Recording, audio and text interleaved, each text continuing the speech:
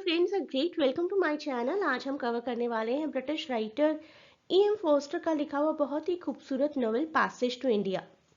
Passage to India जो कहीं ना कहीं E.M. फोस्टर के खुद के व्यू पॉइंट्स को दिखाता है, क्योंकि वो काफ़ी रहे थे इंडिया में, इंडिया को एडमायर करते थे, इंडिया के कल्चर को एडमायर करते थे, लेकिन कहीं ना कहीं जानते थे कि इंडियंस और ब्रिटिशर्स का एक दूसरे से दोस्ती करना और बहुत एक ट्रू लेवल की फ्रेंडशिप करना पॉसिबल नहीं है। क्यों थी वो सब इम्पॉसिबिलिटीज़, वो सभी इन्होंने इस नॉवल में बताया है।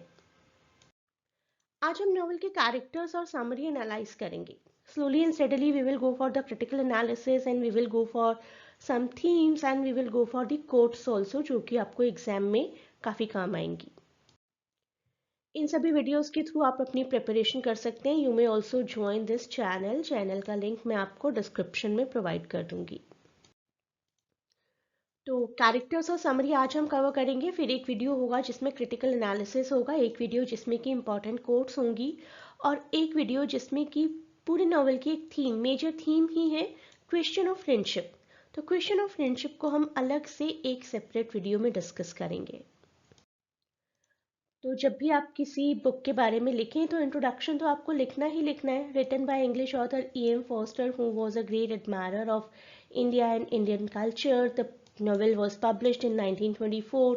इस तरीके की कुछ बातें आपको ज़रूर लिखनी है। बेसिक थीम क्या है वो इंट्रोडक्शन में लिखिए। It is about British Raj and Indian independence moment of 1920s। Setting भी 1920s की ही है। इसको सिलेक्ट किया गया था 100 best English books of 20th century और James Tait Black Memorial Prize भी जीता है इसने। टाइम मैगजीन ने इसको ऑल टाइम 100 नॉवेल्स की लिस्ट में भी इंक्लूड किया था और टाइटल लिया गया है वॉल्ट विटमैन की पोइट्री से, passage to India, which was published in the collection Leaves of Grass. काफ़ी पॉपुलर पोइट्री कलेक्शन है वॉल्ट विटमैन का। लीव्स ऑफ ग्रास 1870 में जब इसका एक वर्जन आया था तो उसकी एक पोइट्री पैसेज टू इंडिया से टाइटल लिया गया। तो it fits under the genre of modernism too. Modernism के लिए सबसे फिट कैरेक्टरिस्टिक्स क्या होते हैं? एक तो 1900s के बाद लिखा गया है, प्लस थीम में आपके कहीं ना कहीं आ जाता है कि कॉलोनाइजेशन का और वॉर्स का क्या इम्पैक्ट आ रहा है किसी पर्सन पर। तो यहाँ वॉर की तो बात नहीं की गई है, लेकिन कहीं ना कहीं it talks about the colonisation. दो लोगों के बीच में किस तरीके से प्रेजुडिस और फ्रेंडशिप है, क्या विन करता है, प्रेजुडिस या friendship, that you will come to know. And दो इंपॉर्टेंट सिंबल्स हैं, मस्क एंड माराबार केव्स। तो इन केव्स के बारे में, मस्क के बारे में, प्रेजुडिस के बारे में, फ्रेंडशिप के बारे में, सबके बारे में जानेंगे with the help of all the characters. पहले कैरेक्टर्स जानते हैं। ये हमारे बिल्कुल सेंट्रल कैरेक्टर डॉक्टर अजीज और ये उनके दोस्त सिरिल फील्डिंग। सिरिल फील्डिंग नाम से और शक्ल से भी आप देख ही पा रहे हैं, एक ब्रिटिश पर्सन है। डॉक्टर अजीज एक इंडियन है। And these are the two ladies, Adela, Miss Adela Quested and she is Mrs Moore. तो ये चार मेजर कैरेक्टर्स हैं। इन्हीं को ध्यान में रखते हुए हम अपनी स्टोरी को आगे बढ़ाएंगे। तो during the trip that was made to Malabar Caves, which were based on Malabar Caves of Bihar, actual में भी ये माराबार केव्स के नाम से मिलती जुलती केव्स। एडेला को ऐसा लगता है कि she is alone with doctor Aziz in one of the caves. तो ये पूरा ग्रुप पिकनिक के लिए जाता है, ऑल्दो सीरियल फील्डिंग थोड़ा लेट पहुंचते हैं, अपनी ट्रेन मिस कर देते हैं। एडेला को ऐसा लगता है कि एक केव में जब वो अजीज के साथ अकेली थी तो अजीज ने उन पर सेक्सुअली अटैक करने की कोशिश की। She panics and runs away and it is thought that Dr. Aziz tried to attack her during the colonial era। तो ये बहुत ही बड़ी बात थी। It was not just a case of a sexual attack, it was the case of a sexual attack by an Indian on a British lady। तो tensions, racial tensions, prejudice, ये सब कुछ हो जाते हैं इंडियंस और ब्रिटिशर्स के बीच में। अजीज का ट्रायल भी होता है और किस तरीके से सच्चाई सामने आती है, that we will come to know. चलिए अब सेटिंग की बात करते हैं। सेटिंग भी अपने आप में एक कैरेक्टर ही है। इंडिया में चंद्रपुर नाम की एक फिक्शनल सिटी दिखाई गई है। एडेला क्विस्टेड और मिसेस मूर दो इंग्लिश वुमेन हैं who are paying a visit to this country and they are there to visit Chandrapur magistrate Ronny Heaslop. Ronny जो कि फियोंसी है एडेला के। Ronny is the son of Mrs Moore and the fiance of Adela. और जब ये दोनों females India travel करती हैं, they wish to see the real India. Real Indian लोगों से मिलना होता है, रियल इंडियन प्लेसेस को इन दोनों फीमेल्स को देखना है। अजीज और मिसेस मूर के कैरेक्टर को और जानेंगे तो स्टोरी अच्छे से समझ में आएगी। फॉस्टर हमारे सामने अजीज नाम का एक खूबसूरत सा कैरेक्टर क्रिएट करते हैं, इंडियन डॉक्टर जो कि इस्लामिक है। एंड शुरुआत में दिखाया गया है कि अपने दोस्तों के साथ डिनर कर रहे हैं और डिस्कस कर रहे हैं कि इंग्लिश और इंडियंस की दोस्ती पॉसिबल है या नहीं है। Whether an Englishman and an Indian can ever be friends, that is a question that the men debate about. और उसी रात अजीज बाय चांस मिसेस मोर से मिलते हैं एक मास्क में। शुरुआत में तो उन्हें लगता है एक ब्रिटिश लेडी है, इंडियन रिलीजियस वैल्यू को निग्लेक्ट करेंगी, लेकिन इंडियन वैल्यूज़ का बहुत ध्यान रखती हैं, अपने शूज़ बाहर उतार कर ही मस्जिद के अंदर आती हैं और बहुत ही डिवाइन, खुद भी बहुत डिवाइन लुक है उनका एट प्रेजेंट। तो अजीज़ उनकी इस हैबिट से और उनकी इस जेस्चर से बहुत ज़्यादा इम्प्रेस होते हैं कि मिसेस मूर हैं जो इंडिया को, इंडिया के कल्चर को, इंडिया के लोगों को अंडरस्टैंड और रिस्पेक्ट करती हैं। So this understanding basically surprises Aziz और वो सोचने पर मजबूर हो जाते हैं कि नहीं, ऐसा नहीं है, फ्रेंडशिप पॉसिबल है इंडियन और ब्रिटिशर्स के बीच में। तो ये दोनों फीमेल्स इंडिया को देखना चाहती हैं, इंडिया के लोगों से मिलना चाहती हैं, तो इनको वेलकम करने के लिए एक पार्टी थ्रो की जाती है to enable Adela and Mrs Moore become familiar with the place and its residents. और इवेंट थोड़ी सी ऑकवर्ड रहती है क्योंकि ऐसा लगा था कि इंडियंस को सिर्फ शो पीस के लिए उस पार्टी में रखा गया है, सच में दिखाने के लिए ही। एडिला उसी पार्टी में सीरियल फील्डिंग से भी मिलती हैं। He is the English principal of a local college and strongly advocates for integration into Chandrapore's Indian community. Adela के व्यू पॉइंट को देखकर ऐसा लगता है कि इंडिया के लोगों के साथ और ज़्यादा मिंगल करना चाहती हैं। तो फील्डिंग एक सपर, एक पार्टी ऑर्गेनाइज करते हैं अपने प्लेस पर और इनवाइट करते हैं एडिला को, मिसेस मूर को, अजीज़ को और एक हिंदू एकेडमिक को जिनका नाम है mister गॉडबॉल।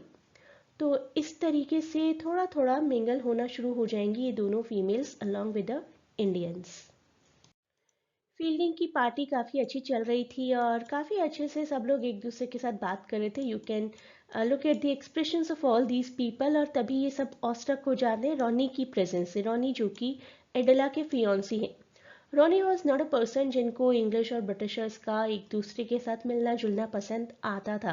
Ronnie use to think that we are at so called a higher position and Indians are uncivilised and are at lower position. तो मुझे और मेरे लोगों को, इंडियंस को, एज एन एम्प्लॉई तो अपने पास रखना है लेकिन एज अ फ्रेंड नहीं।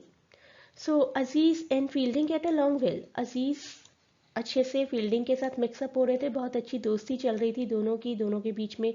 जल्दी ही एक टाइट बॉन्ड बन जाता है। लेकिन रॉनी का जो हॉटी बिहेवियर था, रॉनी आकर उस पूरी पार्टी को रूइन कर देते। Adela is on the verge of ending her relationship with him because of his behaviour. तो एडिला को भी बिल्कुल पसंद नहीं आता एंड शी कंसिडर्स कि ऐसे पर्सन के साथ मैं पूरी लाइफ तो नहीं रह सकती। अजीज को लगता है कि एक पार्टी तो हमारी रूइन हो गई है, मैं इन फीमेल्स को थोड़ा सा और इंडिया घुमा कर लाऊंगा। तो अपने एक्सपेंसेस पर दोनों फीमेल्स को, एडिला को, मिसेस मूर को, इवन गॉड बॉली और फील्डिंग को भी इनवाइट करते हैं कि let us go and visit Malabar caves. वहां पर मिलेंगे, बैठेंगे, बातें करेंगे और एक दूसरे को और जानेंगे। ओके, तो Aziz plans an expedition to Malabar caves.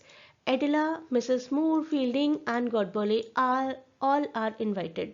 Fielding and Godbole miss the train miss कर देते हैं यहाँ पर वो अपनी। और यहाँ पर ऐसा कुछ भी नहीं था कि somebody gives the hand, train को रोक लिया जाता है just like romantic Indian movies. ऐसा कुछ नहीं हुआ, सच में ट्रेन मिस हो जाती है।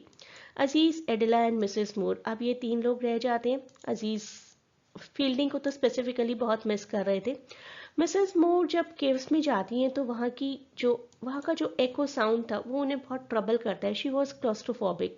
तो वो बाहर ही बैठ जाती हैं। वो कहती हैं कि आप लोग घूम कर आओ, I'll not go inside the cave. She decides to stay where she is while the others continue to explore. ये नॉवल है 1924 का, आज से 100 साल पहले लिखा गया।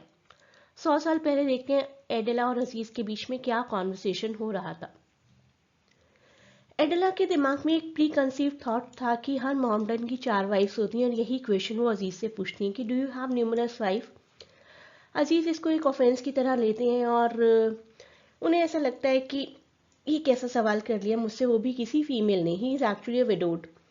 एडिला climbs after Aziz and she thinks of her own impending marriage. अपनी मैरिज के बारे में भी सोच रही हैं. She thinks of how will she and Ronny will get on because of their common sense, but they do not love each other. And to her dismay, she realizes that they do not, but successful marriages do not require love. तो अपने बारे में सोचते सोचते भी आगे बढ़ रही हैं कि should I carry on with Ronnie और नॉट. और अजीज से उसकी वाइफ के बारे में भी पूछ लेती हैं साथ ही साथ. ही lies and says that his wife is still alive rather than killing the mood bye talking about her death.